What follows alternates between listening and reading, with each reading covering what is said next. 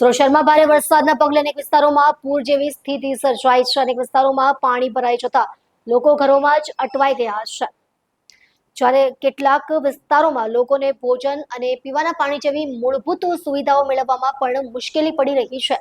આવી વિકટ પરિસ્થિતિ વચ્ચે મહાનગરપાલિકાના કેટલાક કોર્પોરેટરો અને વિવિધ સમિતિઓના નવા નિમાયેલા ચેરમેનો મનપા કચેરી ખાતે પદગ્રહણ પ્રસંગે નાસ્તાની જયાફત માણતા જોવા મળ્યાનો આક્ષેપ સામે આવ્યો છે. મળતી માહિતી મુજબ વિવિધ સમિતિઓના ચેરમેનોના પદગ્રહણ કાર્યક્રમ દરમિયાન મનપા કચેરીમાં શુભેચ્છાઓની આપ-લે સાથે નાસ્તાનું આયોજન કરવામાં આવ્યું હતું. આ પ્રસંગે ઉપસ્થિત કોર્પોરેટરો અને હોદ્દેદારો હળવા માહોલમાં એકબીજાને અભિનંદન પાઠવતા અને નાસ્તાની મોજ માણતા નજરે પડ્યા હોવાનું ચર્ચાઈ રહ્યું છે. બીજી તરફ શહેરના અનેક વિસ્તારોમાં લોકો વરસાદી પાણીમાં ફસાઈને ભારે હાલાકીનો સામનો કરી રહ્યા છે.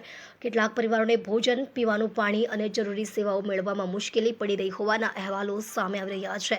આવી સંવેદનશીલ સ્થિતિમાં જનપ્રતિનિધિઓ પાસેથી રાહત અને બચાવ કામગીરીમાં સક્રિય ભાગીદારીની અપેક્ષા રાખવામાં આવે છે. આ સમગ્ર ઘટનાને લઈને રાજકીય અને સામાજિક વર્તુળોમાં ગંભીર પ્રશ્નો ઉઠી રહ્યા છે.